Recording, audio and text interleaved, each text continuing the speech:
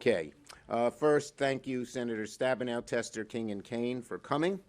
And just two little points before we get into the substance. Last night, you may have seen Senator McConnell tried to Rule 14, 18 gotcha amendments. He was trying to say, see, Democrats, you're not going to like 50 votes. I challenged him and asked unanimous consent that we have 50 votes on those 18, plus the Voting Rights Act, the Freedom to Vote Act, and the John Lewis Act, and of course, he objected. So we're not afraid of 50 votes. We want 50 votes, and McConnell's gotcha activity didn't quite work. And then this morning, I was on the floor and I saw Senator Cornyn with a big sign. It said 94% of the people thought voting was easy in 2020. So I guess Senator Cornyn believes that the big lie, that the election was jaundiced, is false.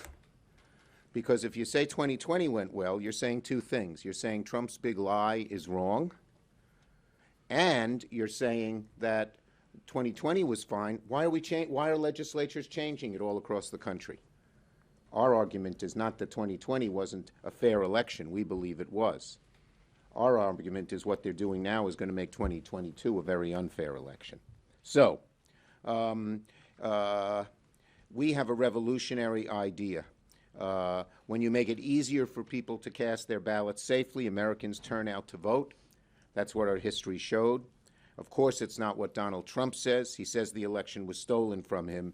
It wasn't. He lost 7 million votes. He said that there was fraud. But John Cornyn's sign says, oh, no, the election was good in 2020. So he hasn't proven any fraud at all, or any degree of fraud that comes close to the 7 million votes he lost by. Even now, as I said, Republicans are talking about how 94% of Americans said voting was easy in 2020. Great. Let's keep it that way. But why then are Republican state legislatures, like those in Georgia and Texas and a lot of other places, passing laws in 2021 that makes it harder to vote? It's because, frankly, they're just simply following Donald Trump's big lie. Republicans talk out of both sides of their mouth. They're saying voting in 2020 was easy, but the Senate cannot act to prevent states from making it harder to vote in 2022 or 2024. That's just lunacy. Republicans are tying themselves in knots, trying to convince Americans the big lie is really what Democrats are doing. That's what McConnell started saying. That's a little standard technique of theirs. They take something like they use dark money and they say Democrats are dark money, which is, ridiculous. We're trying to end dark money in the Freedom to Vote Act. And now he says Democrats have the big lie. That's gaslighting. What McConnell did on the big lie is a classic definition of gaslighting. And, of course, we're not going to stand for it, and we rebut it. Americans are seeing what's happening across the country. They see in states like Georgia it's a crime to give food and water to people waiting in lines at the polls, and Senator Warnock reminded us that in the minority areas the lines are much, much longer than in a lot of the white suburban areas. Americans see states like Texas, Iowa, Montana having reduced polling locations and hours. In Georgia, according to the Atlanta Constitution, listen to this, the number of drop boxes in the 4 large Atlanta counties will drop from 111 to 23. How does that reduce voter fraud? It's ridiculous. We know what they're doing. They're making it harder to vote, particularly for people of color, for young people, for disabled people, for people who live in urban areas. Okay? One of the justifications that they used in Georgia is the boxes are no longer helpful. This ignores the fact that 300,000 voters used them in 2020, 300,000. So we in the Senate are going to pass real solutions. We're going to work to pass real solutions that go to the heart of the problem. The John Lewis Voting Rights Act and the Freedom to Vote Act. And every senator is going to have to make a choice, plain and simple, about how to preserve our democratic republic. We had a very sobering, even frightening discussion today with 2 professors from Harvard who wrote, How Democracies Die, Levitsky and another nice man, Ziblatt? Yes. Ziblatt. And it was sobering. And the Republican Party is moving in that direction right now, at least according to their research, like other parties that have abandoned democracy in other parts of the world. With that, let me call on Senator Stabenow. Well, thank you, Senator Schumer. First, let me just take us back to last week where we remembered the horrible day a year ago when our capital and our democracy was attacked.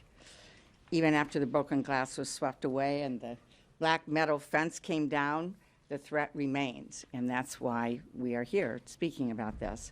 The attack on our democracy was sparked by a big lie concocted by the loser of the election and fueled by a network of his supporters. And they're not going to stop at anything to undermine our democracy. They've made it very clear. They attacked the Capitol on January 6, 2021. They're organizing at the state level to change the rules, take away the freedom to vote. At least 19 states passed 34 restrictive laws last year.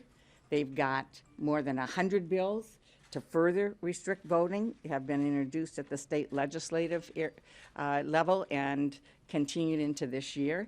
It's not only happening in Georgia, it's happening in Michigan as well. Republicans in my state are trying to change the system to make it harder to vote. We, in 2018, made a number of reforms in absentee balloting and other things to make it easier for people to vote.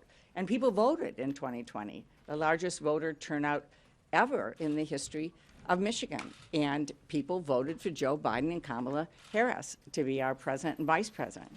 And so, yes, it was easier. And yes, people voted. The problem is the Republicans didn't like who we voted for. And now they are trying to change the process and make it worse. And they're working overtime to put election board officials in place that are going to take their direction from Donald Trump and Republican leaders rather than certify our elections based on facts.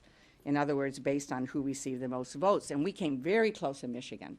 If it was not for one courageous Republican who joined the Democrats on the state election board to certify the vote, it would have been a very different story in Michigan and possibly nationally.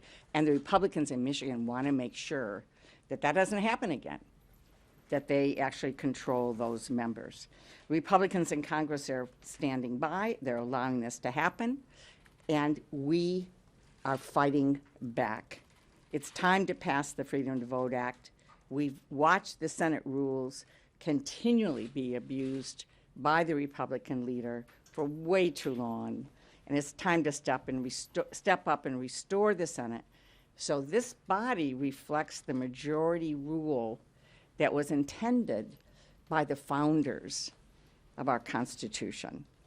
It's our job to do everything we can to protect our democracy and our freedom to vote, and that's what we are doing. Thank you. Senator Tester. Thanks, Chuck, and I want to thank my fellow senators for being here, and I want to thank you guys for being here. Look, we're our strongest in this nation when we're inclusive, when we bring everybody in. And what we've seen since the 2020 election is we've seen state by state pass laws that restrict voting, fencing people away from the polls. It's a great way to ruin a democracy. It's a great way to tear this country apart by sowing division. As my friend Angus King has said many, many times, and probably say it today, democracies are the exception in this world and have been forever. And the work that our forefathers have done to get us to where we are today required a lot of sacrifice and a lot of work.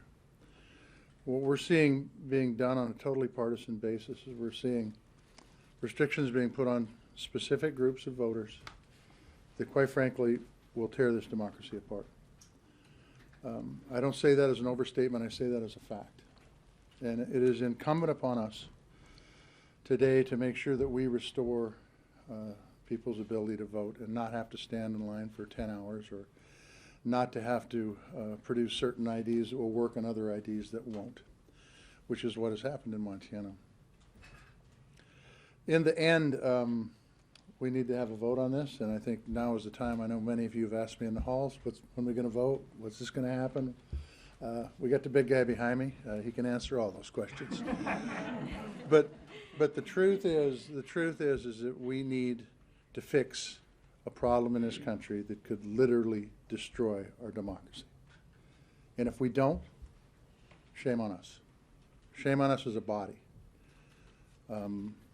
Like I said before, there's a lot of folks, a lot of smart people that wrote a lot of smart documents and a lot of smart laws that have gotten us where we are today.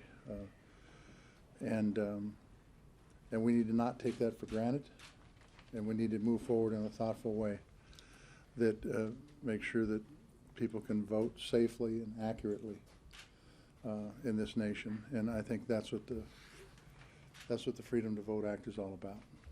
Thank you, Senator Tester. Senator King.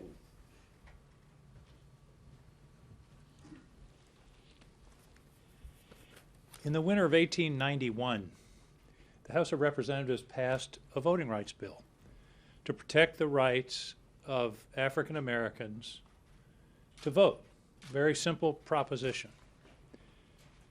It was filibustered in the Senate and it died.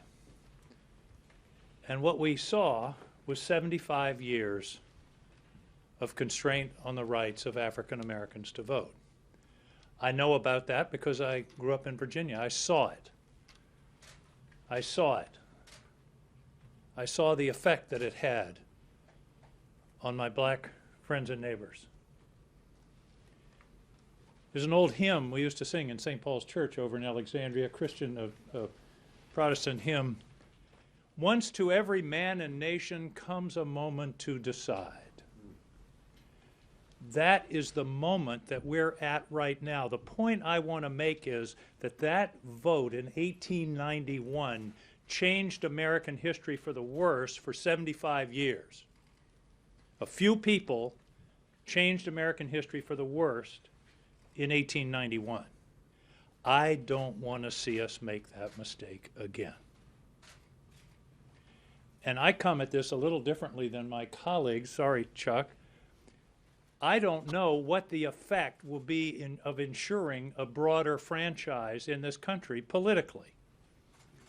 Tim Kaine will tell you that in Virginia, they expanded the franchise last year and they just elected a Republican governor for the first time in about a dozen years.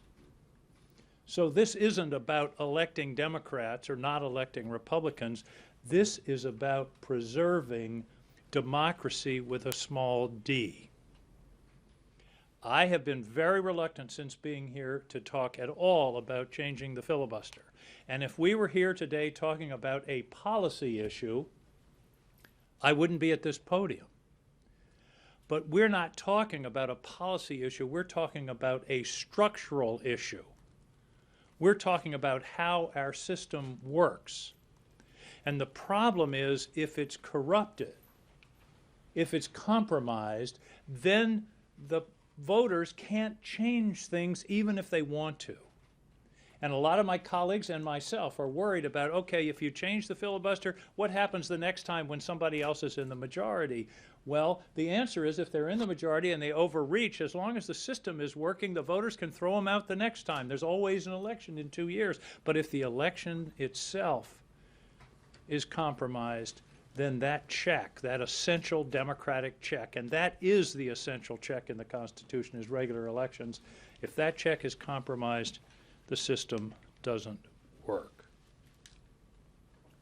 Finally, I find it a rich irony that we are here discussing and debating the principle of bipartisanship. I got a text from one of my colleagues in the Republican Party about the principle of bipartisanship, which I believe in. I believe that we should work whenever possible on a bipartisan basis, just as we did on the infrastructure bill. But it's ironic in the extreme to enshrine the principle of bipartisanship here in the Senate to the extent that we can't repair damage done to the democracy by 100% partisan legislatures around the state. In other words, if bipartisanship is a principle here in Washington, it ought to be in Atlanta and Concord and the other state capitals in the country, in Austin. So I'm all for bipartisanship, but in this situation, that doesn't seem to be in the offing. We've been working on this for a year, and we've had virtually no reach out, no discussion of dealing with these issues that are in the Freedom to Vote Act and the John Lewis Voting Rights Act. So I'll return to the beginning. I believe that the vote taken this week is the most important vote that I will ever take in my life. Not because of any issue, but because of the structure of democracy itself. Democracy is fragile. It's unusual. The great British historian Arnold Toynbee said, civilizations commit suicide, they're not murdered. I don't want to see that happen in the United States of America. Thank you, Angus. Tim. So just two stories. And I first want to thank Chuck Schumer for asking me to be part of this group really beginning last May. Two stories. I lived in a military dictatorship in Honduras in 1980 and 81, and nobody could vote for anything. And I had taken it for granted before then, but living there and seeing how much people wanted to be able to choose their own leaders, it made me think a lot about what a democracy is. And one of the real traits of a functioning democracy is the ability to correct mistakes. Because democracies aren't any more perfect than any other form of government, but what a democracy gives you is the ability to correct mistakes. Now, throughout our history, we've made a lot of mistakes. But one of the ways we've tried to protect against mistakes is broadening those who could participate. Before African Americans could vote, we did cruel institutions like slavery. Before women could vote, we did all kinds of things that were anti-women. Before young people could vote, we did things that weren't good for young people. Our nation has been on a path where as we've expanded the franchise and abilities of people to participate, we expand our ability to recognize a mistake and in the next election sweep folks out, put somebody new in who will do something right. In the aftermath of the Voting Rights Act of 1965, it was not only that African American turnout dramatically increased, but studies show that the number of African Americans who could run for office and get elected dramatically increased. And when that happened, African American communities that had suffered historic disinvestment, suddenly politicians had to pay attention to them. A functioning democracy gives you the ability to correct mistakes. Shrinking who can participate, putting burdens and obstacles in folks' way, it's not only harmful to those individuals whose rights are being taken away, but it dramatically weakens the ability of a functioning electorate to correct mistakes and change courses. And that is what's going on in these jurisdictions all over the country. The second story I want to tell you, and Angus alluded to it, is it looks like Leader Schumer, I know this is disappointing to you. We've tried every possible way we could to get Republicans on these bills. Just debate. We'll give you unlimited amendments. Make us a counteroffer. We've tried everything we can, and save for Lisa Murkowski being willing to vote on a motion to proceed to the Lewis bill, we can't get them. So that makes the other side say, see this as a partisan effort. To the contrary, it's not partisan at all. The provisions of these bills are popular, but also just go to Virginia history. In November 2019, Democrats took both houses of the Virginia legislature. And one of the first things they did was dramatically expand the right of people to participate in Virginia elections. And we went from 45th in the nation in ease of voting to about 4th in the nation in 1 year. And we just had a governor's race. And the turnout increased 25% from the 2017 governor's race to 2021, and a Republican won. That was not my candidate. That was not my preferred outcome. But it was a win for small d democracy because having made it easier for people to participate, guess what they did? That was the second greatest jump in gubernatorial turnout in Virginia history. The first was between 1965 and 1969, when the turnout went up by 65%, and my father-in-law was elected governor, Linwood Holton. 65% increase in turnout between 1965 and 1969. Why? Because Congress passed the Voting Rights Act, and the Supreme Court in Harper versus Virginia in 1966 struck down use of poll taxes as a condition for state elections. So fancy that. You make it easier for people to vote, and you pull obstacles out of their way, and a whole lot more people vote, and guess what? It can be good for Republicans.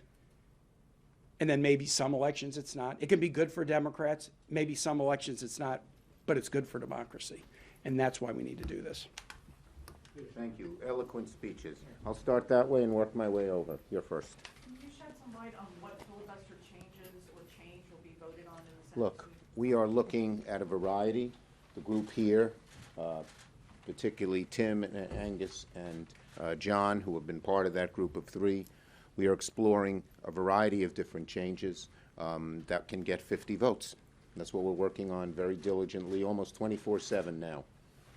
Senator, you clearly don't have Joe Manchin on board, you don't have Kirsten Sinema on board. They've been very clear they do not support going to the nuclear option. So why go through this exercise, force your members, your vulnerable members, to cast a vote to change the rules when you know it's not going to pass? Okay, I'd say three things. First, we're still working to get it done. And we are still having, as we speak, active discussions with both Senators Manchin and Sinema. There's a 50-person discussion here. That's number one. Number two, this is so important.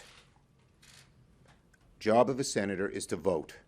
And the more important and pressing the issue is, the more that plays. We are going to vote. If you don't mind, I have a question for you and separately for the group. For you, you talk about how important this is, but I can think of any number of issues. You've called climate change an urgent crisis, an existential threat, a lot of the same language. Why is a carve-out on voting rights an urgent crisis? Because this relates to all the others. You've heard it from every one of us here. This is the structure of democracy. Climate change, you name it, climate change, family rights, gay rights, union rights, all of these things are directly related to the right to vote. You change the right to vote, you jaundice the right to vote, you affect all of these. Go ahead. No. One question. Well, go ahead. For the group. One question at a time. Go ahead. Senator, you Devon. said for a year failure is not an option on this Right. issue. If we take Senator Manchin and Senator Sinema at their words, it seems that failure is staring. Well, them in failure the is face. not an option for the country. That's the point. It is so important. You've heard what we've said. Failure is not an option for the democracy of America. Yes. Commissioner, can you guarantee, just to follow up on Monty's question, can you guarantee a vote by Monday on rules changes? We are voting on or before MLK Day on the bills and on rules changes.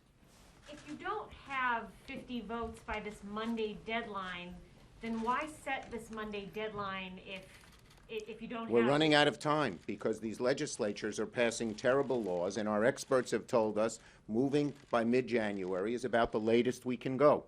Yes. Wanted to ask you about a different topic, stock trades, specifically the idea of banning members of Congress and their spouses from trading stocks while in office. Pelosi rejected the idea last month. There are reports this morning that McCarthy is in favor of the idea. This issue is widely popular with voters, and so I'm wondering what you think about that idea and whether Democrats are going to... Look, I haven't seen what McCarthy said, but I don't own any stocks, and I think that's the right thing to do. Would you support Yes, a ban, though? next. Back on voting rights, when do you plan on filing cloture, and when will a rules vote happen? This week you will see much more about the schedule. We've been waiting for the president's speech. That'll happen this afternoon, and then you will begin to see the schedule. Let me call on you, Garrett. You get your question for the other people. Okay. Just really, all four of you signed this letter back in 2017 saying you would oppose changes to the filibuster, that it was important to protect minorities' right to input on all this. I know you feel this bill is particularly important, but I just came from a Republican press conference where they called all of you hypocrites for changing your view on that, and I'm curious what you say to that. My quick answer is because this is about democracy, not about policy. I answered that in my remarks. And let me say that as somebody who signed that at the time, we were not where we are today. We're in terms of this continual abuse, really the tyranny of the minority using the filibuster, and on top of that, a violent attempt to overthrow an election and a national strategy now, a partisan strategy in Michigan, in places across the country to literally take away people's freedom to vote. So this has changed. I care passionately about climate change and about other issues, but this is fundamentally about whether or not people in our country will have the freedom to vote and whether or not we'll have a democracy. Can I just say on this, if they were having this press conference that they did today, back in the 1780s, they'd call James Madison a hypocrite. James Madison was asked to draft the Constitution, and he didn't believe that there should be a Bill of Rights. Then he saw Baptist ministers getting persecuted because they weren't Church of England in Orange County where he lived. and he decided, I guess maybe we need a Bill of Rights. That letter was written before one of the largest efforts in the history of this country to disenfranchise voters. It wasn't just an attack on January 6th. It was for a particular purpose, to disenfranchise 80 million people. And this Senate hardly is worth the name Senate if it's unwilling to respond to something like that. And so, yeah, I did write that in 2017, and I wrote it sincerely. But based on what we've seen, I feel like the rational response of anybody is to try to protect the democracy, and that's what these voting rights bills do. Just really quickly, and that is, this is really important for our democracy, number one. Number two, don't think for a second that China and Russia isn't paying real attention to this and meddling where they can. And number three, we're not talking about doing away with the filibuster. We're talking about restoring the Senate to the good old days of Mr. Smith goes to Washington, and there's a talking filibuster that, by the way, gives the minority an incredible amount of power. If they come in and they say, all right, Schumer, you want to bring this bill up? We're going to hold the floor for 40 days. And you could, under these rules, pretty easily, under the situation we have now. And so I think this is fair. And by the way, that will cause Schumer to come to the table. It will cause McConnell to come to the table. It will cause me to come to the table. It will cause Steve Daines to come to the table, and we'll get an agreement. I think it's good for bipartisanship, and I think it's essential for the country. Thank you, everybody. Thank you.